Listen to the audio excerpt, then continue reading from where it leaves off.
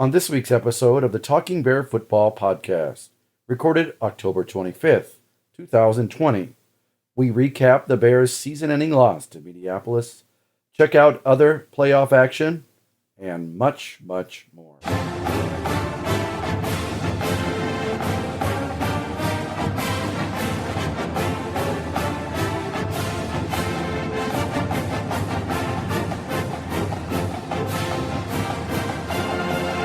It is with deep regret I inform you all that the season for the West Branch football team in 2020 is officially over on the field. Talking Bear Football Podcast. Right here on westbranchfootball.com. This will be the last episode for this year. Hopefully coming back next year. We'll see what the world brings by then. You never know. 2020 might say, sorry, Talking Bear Football Podcast. It's over. You're done, but I hope not. Unfortunately, guys, like I said, the team, West Branch, the season is over. 20-13, Mediapolis defeated West Branch in the round of 32, which it wasn't officially the playoffs. It was the postseason, but losing, you don't get a participation trophy or a banner saying you made it. You just played 8 games, and that was the end of it. So, what are just some of your first thoughts? Go ahead, rapid fire. Frustration, disappointment, and just hurt for the guys in general. I mean, I think this was a team that was really coming on at the end of the year. We'd been playing oh so well, and I know that, they were locked in, they were focused, they were ready to go, but for whatever reason, that first quarter and a half, it seemed like the things that we hadn't done or had done very little of all just kind of piled on top of each other. And it was a team-wide thing between maybe some missed blocks, some drop passes, just other mental miscues. It wasn't just, one player or one position had this, that, or the other thing. It was just kind of that first quarter working back in, coming off of a bye week. And, at that point, when you do that against a really good Mediapolis team, you find yourself in a 14-0 hole. And I think after that 95-yard touchdown, we played really well. We outplayed Mediapolis. The only points that we gave up were when we gave them that touchdown at the end to give ourselves a chance. But it was just one of those that, it was frustrating to see, because I think if we could have kept those, even cut 2 or 3 of those mistakes out early on, a couple of those mental lapses, maybe we're looking at a completely different ball game. But unfortunately, all that work, everything that goes into this season with who knows if we're even going to play. Now it's a short season. Now we play 6 straight road games, but we still come through. We win our last 4. We share the district title, and then it just comes crashing down at the end. And, you feel bad for these guys knowing that they've been doing so much over these last 5 or 6 weeks especially, but over the last 12 months in particular, that, to see it just come to an end a little bit earlier than we had anticipated. But at the same time, tip your cap, because that's a pretty good Mediapolis football team that we lost to. Agreed. Matt, one of my favorite things to say, unfortunately, this time it sort of maybe describes the West Branch football team from beginning to end of that game. It was a confluence of events. Yeah, and, the Bears really, they were in that game. That game was theirs. Everything was right in front of them for the taking. They just couldn't, put 2 and 2 together to get in the end zone and score points. Just looking at stats, if you just look at just one thing, 5 forced turnovers for the Bears defense, that's pretty hard to lose that a game when you do that type of thing. But yeah, just a lot of missed opportunities, things that just didn't go quite correctly, compounded on top of each other, and resulted in a loss and I would say an early exit from the postseason. But yeah, and it's just, they kind of came out slow, came out sluggish, kind of like a first game of the season type of thing. Did that bye week maybe hurt us? Would have been better if we played last week. I don't know. It's really it's a moot point now to even talk about that because, the game is what it is. So, I just think that, it was a tough way to end the season, especially since, like I said, the game was right there in front of them. They just had to take it, and unfortunately, they weren't able to do that, and so season ended at 5-3. The Bears basically gave up 70 yards in the second half. Towards the end, probably 4 minutes left to go in the second quarter until the end of the game, the Bears take away the touchdown that they basically gave away on purpose. They only gave up 70 yards. Let's look at some positives here. When West Branch was down 14-0 at the end of the second quarter, Mediapolis decides to go for it on fourth down. I thought that was an interesting decision. That basically gave the Bears life. Talking to junior high coach Randy Sexton, those were his exact words. He said, wow, when they did that, I thought, wow, they gave us life. When you've got arguably in Drew Miller, their freshman kicker at Mediapolis, I don't know if there's going to be any better kickers around for the next 3 years in the state of Iowa than that kid. He's a next level kicker. He's got what's he got now? About 20 touchbacks and about 44 attempts. That's pretty impressive at any level in high school, whether it be 1A, 4A, 4-man football, 8-man football, it doesn't matter. He hit a 62-yarder in the pregame warm-ups, Jason. With how much to spare? You know what I mean? About maybe a half a yard. It was just barely over the crossbar, but he hit a 62-yarder. Now, that's no snap, no rush. The wind was at his back, but still, a freshman in high school hit a 62-yard field goal. 62 yards, and he's a freshman, which means what is going to happen yet for this kid? He's only going to get better. Exactly. And he's going to get bigger. He's going to get stronger. He's going to hit his physical prime as a teenager here. And about the next year, he's going to grow. He's going to get stronger, and that's only going to make him better. What a weapon that's going to be for them going down the line this year and the next 3. One stat I'm going to bring up that maybe we can look at as, okay, West Branch, how we know they were in this game, not just because the score was close, gentlemen, but West Branch had 7 drives, 7 possessions inside the 45-yard line of Mediapolis or closer. And, well, I guess that was what I'd say inside. But it only comes up with 13 points. 3 of those drives, they would get inside the 30. That got compounded by 10 or 15-yard penalties. And when you're getting down that close and getting to this point of the season, you gotta be clean. And Mediapolis took advantage of it. Yeah, you just can't make those mistakes, period. At the last couple games of the season, like, okay, well, let's get that worked out. But it's the playoffs. This could be your last game. Like you can't make those mistakes, and especially with how detrimental some of those things can be. I mean, you take a holding that's 5, 7, 10 yards behind the line of scrimmage, that's a 20-yard penalty, and that's just ruins drives. And so you just can't do that type of stuff. And if you're at the close to the red zone, and then you get a 20-yard holding penalty, I mean, that's a completely different looking drive. So, changes the whole drive, changes your whole playbook. Yep. So they had that. And then another telling stat, you know how the last 2 or 3 games we really focused, I brought up all the rushing first downs and things that West Branch had been doing from that portion of the offense.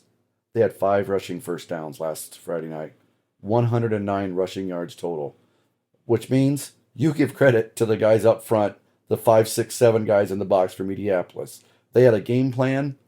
They stopped the A-gaps. They made it work to a T. They forced West Branch to be almost a one-dimensional football team. One team, the one important stat, again, 20-13. How did we get there, Matt?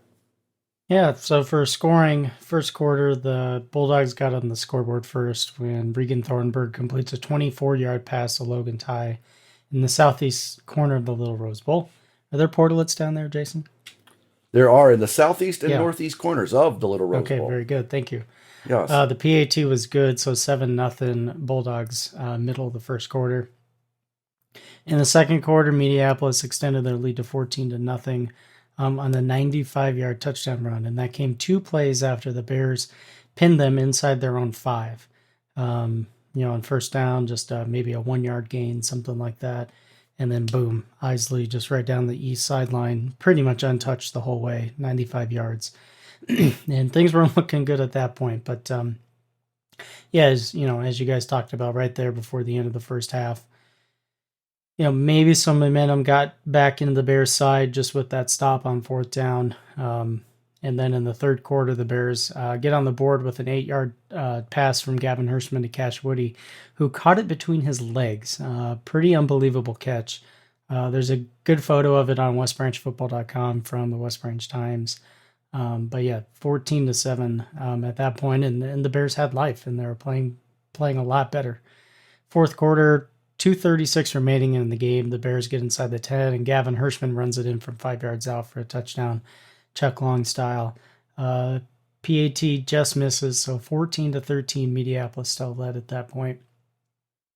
Bulldogs get the ball back. West Branch tried to stop them on a 4th down conversion. They were unable to do that. So then on the next play, Bears defense just said, "Okay, go ahead, go score." So purposely let the Bulldogs score just to give themselves a chance. And what was even nicer about that was the PAT was missed. So it was just 20-13 at that point. So last chance for the Bears there in that final drive, but they couldn't quite piece it together. So that is where things ended, 20-13 Mediapolis. Did you guys notice, not to go off the rails too far, but there was a situation, I think it was Indiana-Penn State, where Indiana gave Penn State a touchdown on purpose so they could get the ball back. And then I think today the Lions gave a touchdown to the Falcons, as we're recording this on Sunday, so that they could get the ball back. So they were watching highlights on westbranch.football, I think. Yeah, 3 days in a row that I've seen a game that happens, that, hey, it's just smarter, give us, we'll give you the points. It's still within a 1-score game, and we'll try to come back down the field and score. So just notice that, you hardly ever see that kind of situation even arise, and let alone the defense and the coaching staff say, yeah, let's do that. But to be able to turn around and say, wow, we've seen it 3 times in 3 days, that's pretty amazing. Well, and what you usually don't see also, even less, is the offense recognizing that and kneeling or purposefully going down to not score, to not give the ball back to the other team. Yeah. And oddly, for me is this. I mean, we'll focus on some positives and maybe some other things here. I'll bring up a couple of things.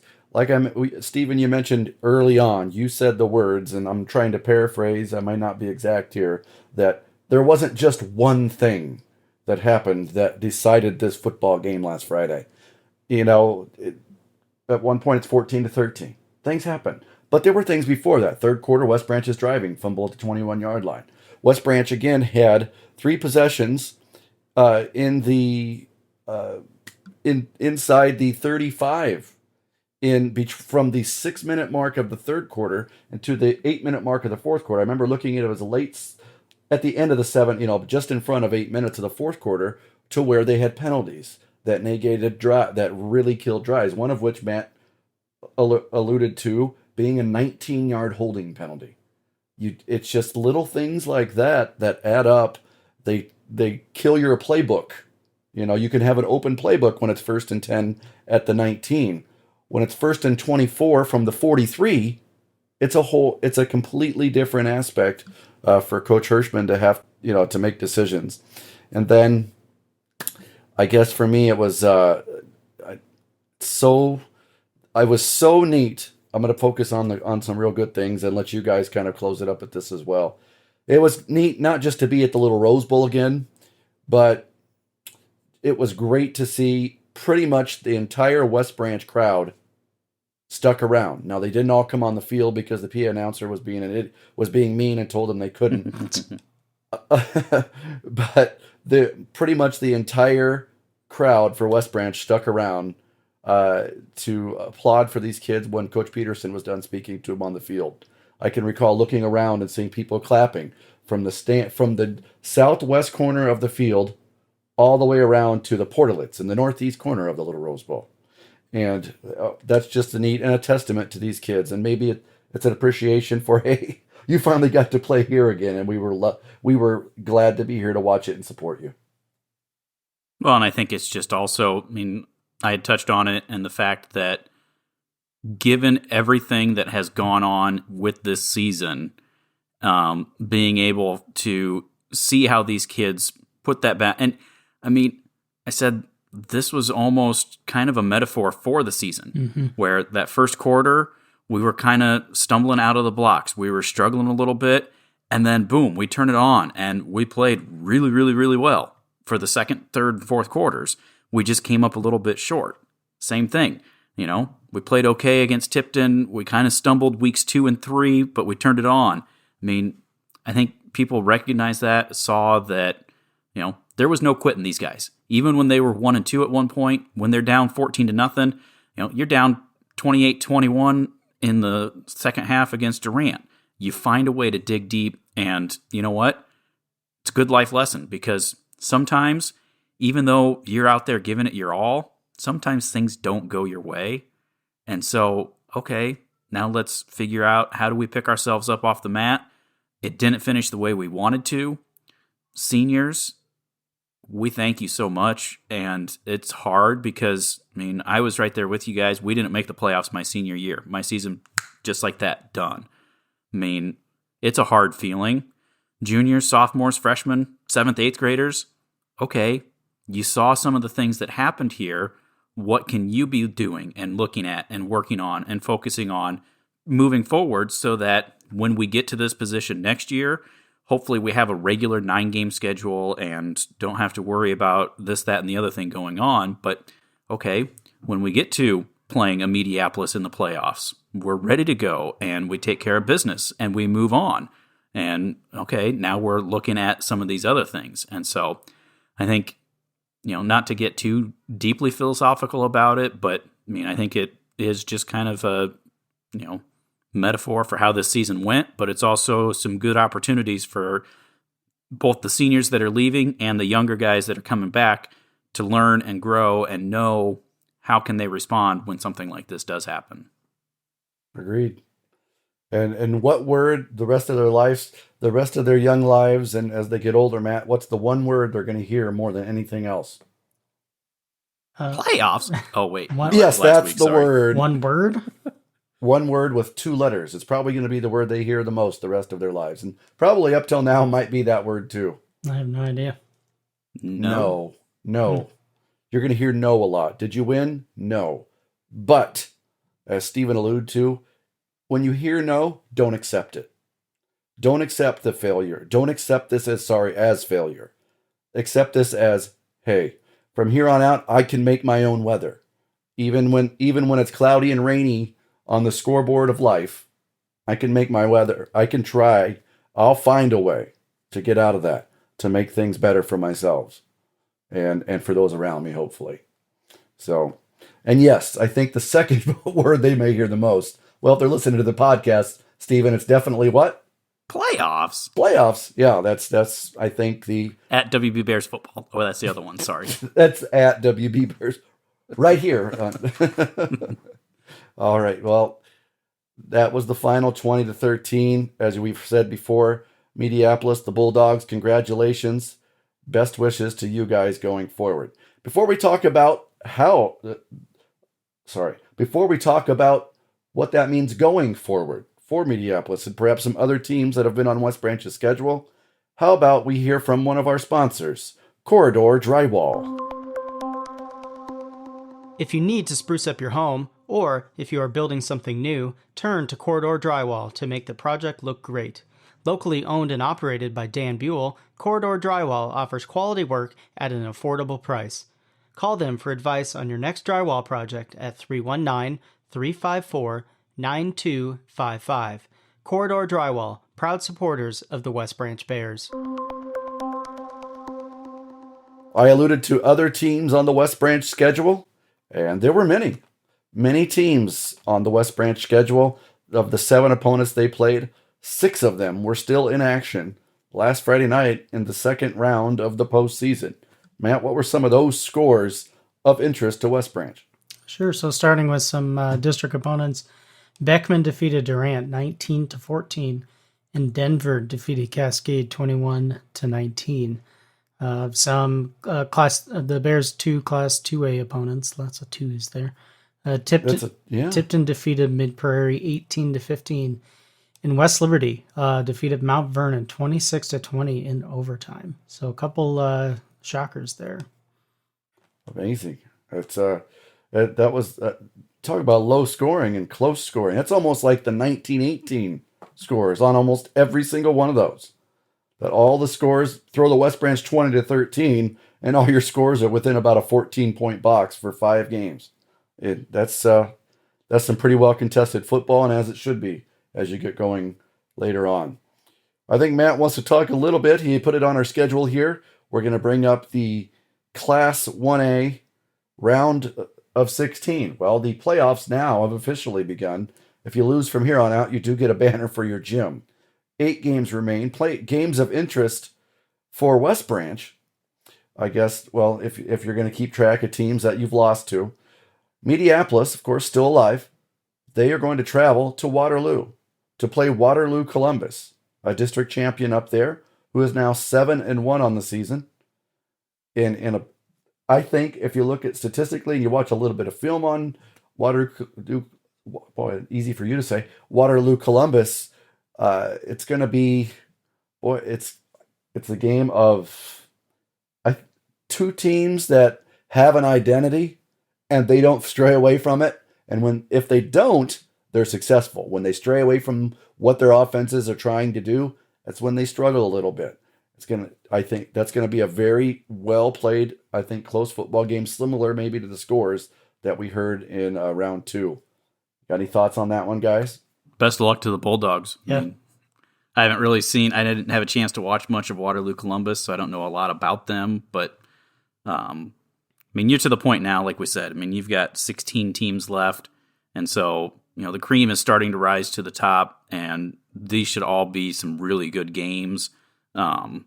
I think one of the interesting aspects of everybody getting in, I saw Cody Goodwin, who writes for the Des Moines Register, and he was kind of grumbling like, yeah, there was so many just blowout games in these first 2 rounds, and let's make sure that we don't expand the playoffs. And he understood the reasoning behind it this year. But I think one of the good things is, sometimes with the 16 teams, maybe you'll see a District 1 and a 2 that get in, and maybe you've got a 3rd or a 4th team from a district that could play pretty well and make some noise. We had 3 teams that made it through into that next round.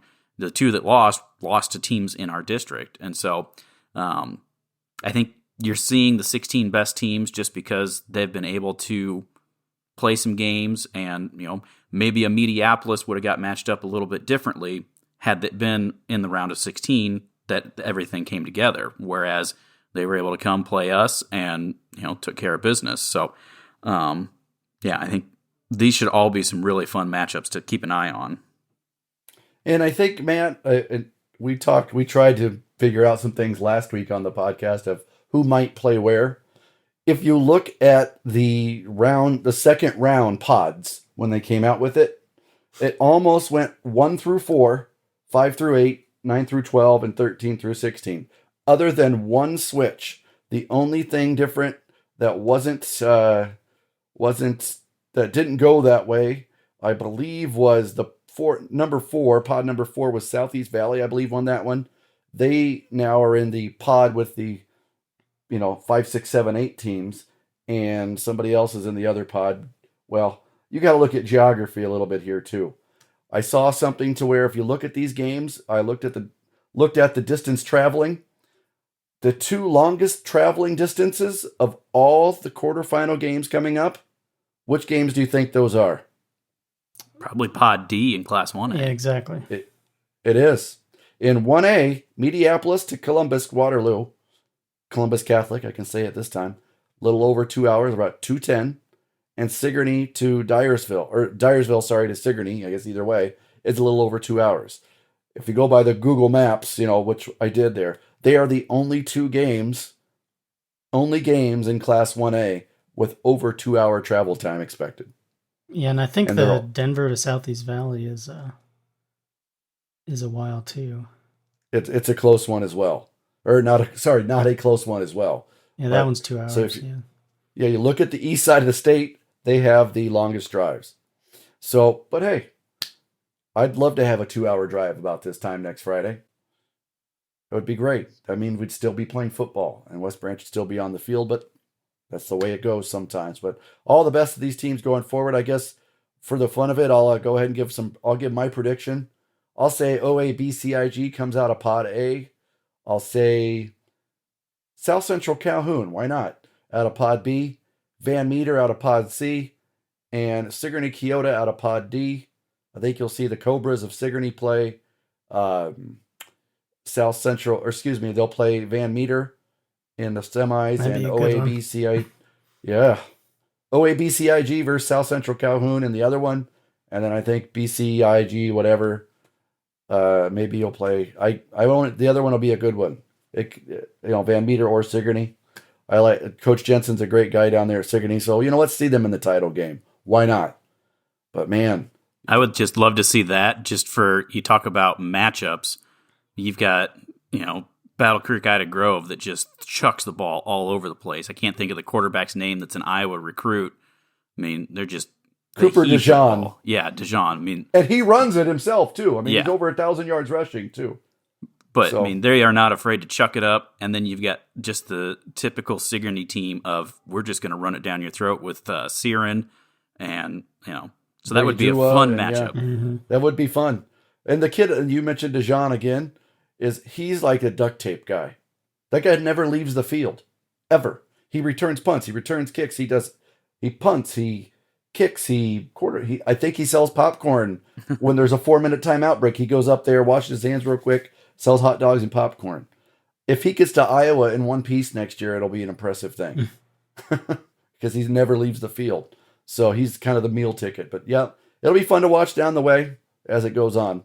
It's too bad West Branch is not in the conversation, but that's the way it goes. It's been a fun year. Well, let's talk about a few more things, maybe getting into 2021. But before we do that, before we clean up the podcast, let's talk about and hear from EMS Detergent Services. EMS Detergent Services has been providing janitorial supplies to businesses across the Midwest for over 50 years. Based in North Liberty, EMS uses products made right here in Iowa and offers exceptional and affordable services for their clients. Learn more at emsdetergentservices.com. Julie and Dan Hayes at EMS Detergent Services, proud supporters of the West Branch Bears. Matt's got 3 things here for us to discuss, Stephen. The first one, reclassification and new districts. I think maybe for the first time since the late 90s, I think you have a better than puncher's chance of West Branch moving up to Class 2A next year. I'll disagree with that one. I think that I'm just throwing it out there for discussion. Do I need to take the Mean- under? We're going, Take we're going the down under to on 8. that. Yeah, go down to 8-man. No, I'm just I kidding. don't think we'll see that either. I think, I haven't looked specifically, but I'm pretty sure that we're kind of, middle of the pack or top half of the 1A schools for enrollment. So unless you see some major changes at some of these other schools, I don't foresee us getting that big that fast. Now, in 2 years or 4 years, with some of the planned developments that are going on, depending on what we see for families moving in, I could see that maybe being the case. But I think for next year, I think we're still going to be in Class 1A. I think we could see Regina pop back up to Class 1A. They were down to Class A for this year. It's very interesting that, since the state has gone to districts back in, 1991 or 92, whatever it was. 92, yes. 92. They've gone on 2-year cycles. It's been, you're in District 5, and you play this schedule, then you play the inverse next year. You've played them at home this year, you play on the road next year. And this year, I think it was even before the COVID stuff, wasn't it? Or was it part of the COVID stuff that Part they of said? the COVID stuff. Okay. Yeah. So they said they were just going to do that for 1 year No, it was with the before that. classifications. It was before. Yeah, that's what I It thought. was because Yeah. it's Oh, wow. because they were trying to have a more competition in Class 4A, Yeah. and so they were going to, at least for 20 and 21, they were going to Let's do see. the classifications every 2 years or every year. Intrigued to see how that goes. Now, resident West Branch beds count enrollment professional Rich Stout thinks that West Branch is going to be 2A next year. We'll see if he's right. He's pretty good at these numbers. That's the only reason I brought it up for discussion. We should have had him on the podcast. I doubt he would have done it. He's pretty outspoken. We might have ran out of tape. We might have. Yeah. There'll be new districts next year. I'm sure West Branch will somehow go back to Doug Jackson Field one way or the other. Well, I'd love to. Yeah, we love that up there. But yeah, we should. I mean, if the state kind of sticks to the schedule that they've had for as long as I can remember, we can probably expect that late January, early February, kind of somewhere in that time frame. And then within the month after that, a new schedule will come out. Hopefully that will include A, football being played, and B, 9 games before actually having playoffs, where there's no disruption of 0-7 teams or 0-5 teams getting in. No offense. I know some coaches are of the, well, every other sport gets postseason. Well, the difference with every other sport for me is this. It's not as physical as football. After 9 games of getting, if your team is just say having a bad year and you're getting beat up by 50, 60 points every Friday night, you don't want to play a 10th game. No. Because you're going to get beat up 70-0 again in the play. We made the playoffs. Awesome. Here's my medal. Well, what happened to you guys? Well, we got beat 70-0. For me, that's where I think the football argument ends. They always have had the best teams have got in. Do you see this as the year, and I know that there's been talk in the past of possibly expanding a little bit, though? Maybe go back to an 8-game schedule and do, 24 teams or whatever the case may be. Yeah. I think last year at the Iowa Football Coaches Association meeting, I wanted to make sure I got IFCA in there, that was one of the more popular opinions of the coaches at the meeting I was at in Williamsburg last spring, was how about we try, maybe not, there's a small ration for 32 guys, 32 teams, fellas, but I think there were far more people that said, well, if we're not going to do 16, let's try to get a few more in, 24. And then that would go with you, Steven, saying, yeah, maybe play 8 games. And then the 8 teams who weren't, district champs and district runners up, you got that RPI, take the next best 8 teams, let them play. Plans, like to take the next best RPI team from 8 districts, and they play a cross-district game, and then the state sets up the 16-team playoff system. I don't know. For me, that would be great. You would get extra teams. Kind of like we saw this year. Is it, beneficial to have that bye week in week 9 if you are top 2 in your district? That's the argument. Because I think maybe that played a role for West Branch, and perhaps, I don't know. Maybe it did, maybe it didn't. Well, we'll find out early next year. We will find out in March, or February or March, somewhere in that vicinity. The 2021 season opener is on or around August the 27th of 2021. It's always been the last Friday in August. Yep, looking at August 27th. Mm-hmm. That's just around the corner. If you really think about it. You're looking at 10 months, man. If it goes by. It goes pretty quick. We thought the 9-week high school football season went by quick. 10 months usually goes by pretty quick too. When was the last time West Branch played 8 regular season games, guys? Maybe when, ironically, Van Buren had to forfeit. That's the one, 2010. Yeah. How about before that? Just for fun. 89. Exactly. State championship season. That is correct. Back when they used to only play 8 games, then you'd make the playoffs. I'll be curious too. You say, Jay Bird, that would be 8 district game. You're saying 8 districts. Yep. So that would be 7 district games. So does that mean that we would just have 1 non-district game then? That's kind of was the discussion. Now, obviously, this is just an idea. It's nothing in written in stone, but I think it can gain some speed. I think it might gain speed. I'm just curious, depending on how things shake out, what's that non-district game look like? Exactly. Do we, do we still get a West Liberty or a Tipton if they're both in 2A? Which one do we pick? How do we choose two of our longtime rivals that we love playing every year? Yeah. You know? Or could they possibly, just for a fun idea, see what you think about this? Look at what happened in 2020. Once they make the districts, do a cross-district game for the first week of, okay, last year they won their district, that team won their district. Have them play in the first round. Maybe it comes down to that when it gets down to an RPI, they're like, oh, well, these two teams are going to play, we could make it. We'll know who the home team is. I don't know. Just something funky. Yeah. But so just to extrapolate that a little bit, you're saying potentially match up our district from this year with Mediapolis and Sigourney's district. So, sure.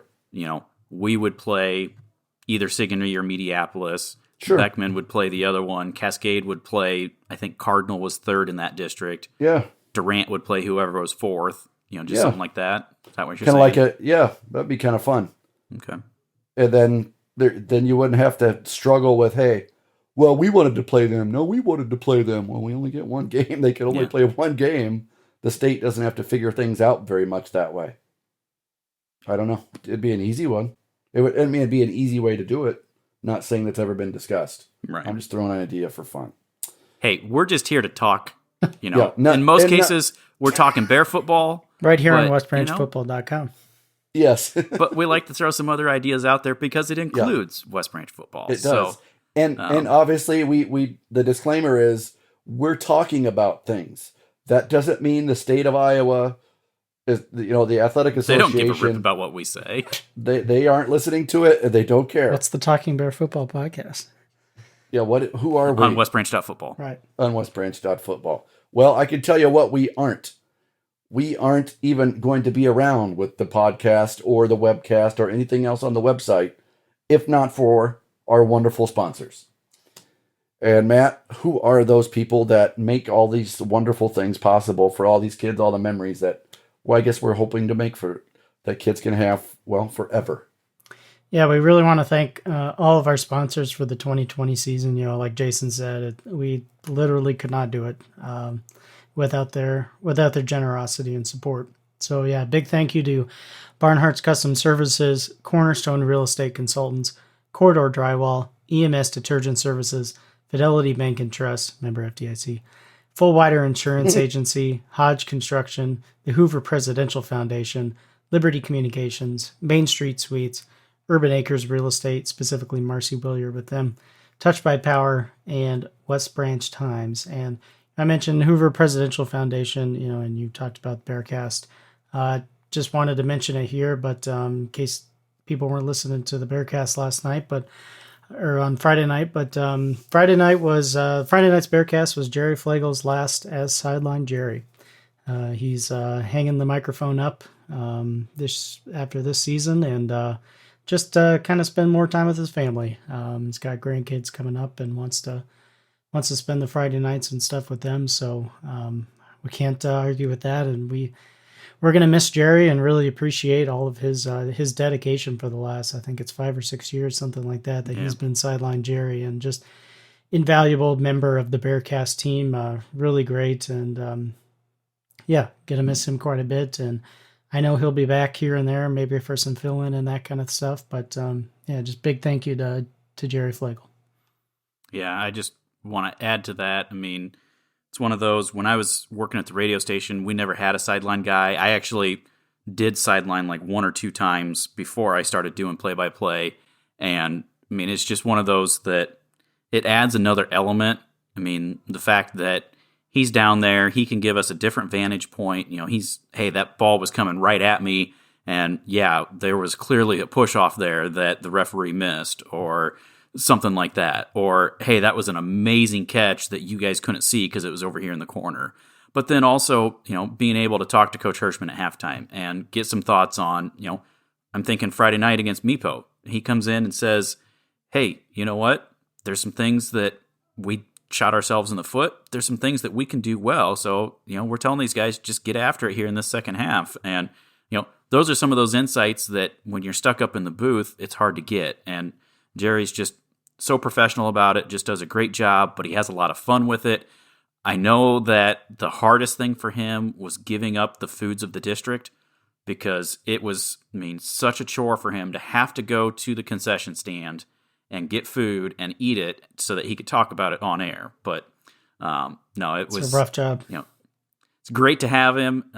Definitely going to miss him, but definitely understand, with the grandkids coming to town and wanting to see him. They live up in the Des Moines area. So, hey, it's a way to stay close to the family. It's hard to give up, especially, this year. We had 6 weeks in a row that we were driving anywhere from 30 to 90 minutes away. And then you get done with the game at 10 o'clock at night and come 30 to 90 minutes back home. So you're not getting home till midnight. So big thank you to Jerry for everything, both on the broadcast, but also, he drove the Bearcast mobile for a couple of years. Mm-hmm. He was phenomenal at scouting out places where we could get food on the way home. So whether that was just knowing where Casey's was, knowing if there was a good restaurant. At Dyersville Beckman, we had a listener who wants to remain anonymous that bought supper for us at a restaurant that was right across the street from the stadium.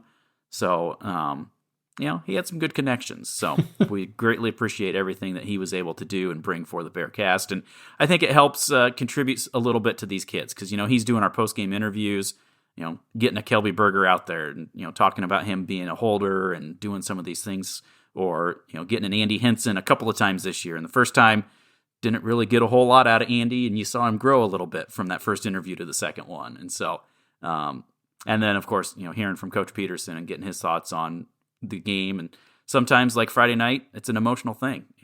Coach is heartbroken that this season came to an end, just like the rest of us were.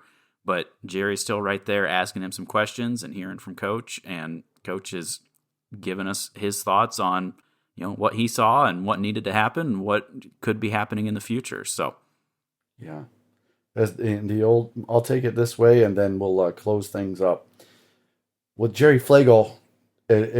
Seeing him on the sidelines and now saying goodbye is. I'm trying not to get a great deal emotional about this, but Steven, you're the voice of the Bears now.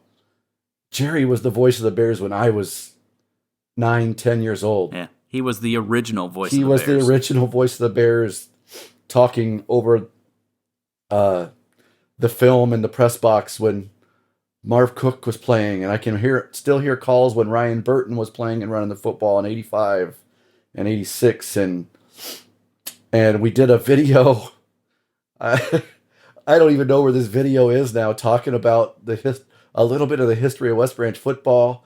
I filmed walking with a camera on my shoulder with a cast on, vid, talking about horse drawn plows chopping up the little Rose Bowl for the Hoover presidential inauguration, and that's how it became the little Rose Bowl, and then filming Jerry talking with Coach Peterson, whose hair still looks the same 35 years later. I'm pretty sure Jerry has a little bit less of an afro perm than he used to, but just knowing that he came back to West Branch, and from a very selfish perspective, it's hard to see him go, but that I got to see a guy that was a memory of my West Branch football youth back at it again, doing something that he really enjoyed, that the people enjoyed. Hearing from him it's going to be tough to see him go, but man, life is so much more important than football and the things that happen on a gridiron. I have to say, I treasure it. I've got it hanging on my refrigerator. We've got it hanging in our booth as well. There's a picture that we took a couple of years ago, and it's got Jerry, Wayne Lang, Quinny, and me, who are the four voices of the Bears, and four horses of the apocalypse. I feel honored to be able to say that I'm there. Yes. 25 years ago, when I was just starting my career as a West Branch football player, I can remember "Holy Toledo" from Wayne every time we were watching film. He could go, but never did I imagine that I would be able to have the opportunity to do something like this, and to be able to be there with those guys that. I think that's part of what has contributed to the development and the continued success of this program, because, Even in those early days, it was just, hey, we start when the play starts, we stop the camera when the play stops. You just talk about the play. We are not doing the full broadcast, but still, that gets pieced together and put onto West Branch Public Access. So people that couldn't make it to the game on a Friday night can sit there and watch it and say, oh, hey, yeah, that's cool. We're connected. And, that's how you get the community involvement and get a program to really start to take off. And it's one of the keys that Coach Peterson has done. And Jerry Fleagle was one of the big parts of that really helped get that started. And now we're working on continuing that with a lot of the stuff that we're doing. Pretty much everybody in West Branch in the 80s, when cable television began to make its way into households in the 1980s, tuned in right at 12 o'clock to watch the replay of the game and the emeritus voice of the Bears, Jerry Fleagle, as the guy you got to hear in your ear describing what happened on the field. Jerry, thank you. Thank you very much. Dedicated Bear fan. The Sideline Jerry, the emeritus sideline guy now. He'll always be the sideline reporter for us.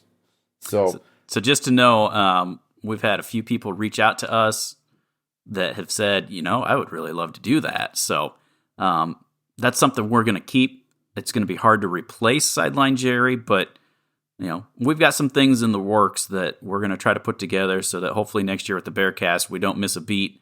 We still have somebody that loves to eat some steak sandwiches, even though I've got to buy them for Quinny for 4 more years. But we'll take off from there and make it just continuing on.